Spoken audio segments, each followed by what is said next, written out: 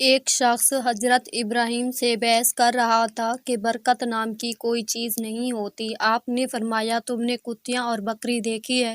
وہ شخص بولا، ہاں۔ آپ نے اس شخص سے پوچھا، کتیاں اور بکری میں زیادہ بچے کون جنتا ہے؟ وہ بولا، کتیاں۔ آپ نے فرمایا، تمہیں بکریاں زیادہ نظر آتی ہیں یا کتے؟ وہ بولا، بکریاں۔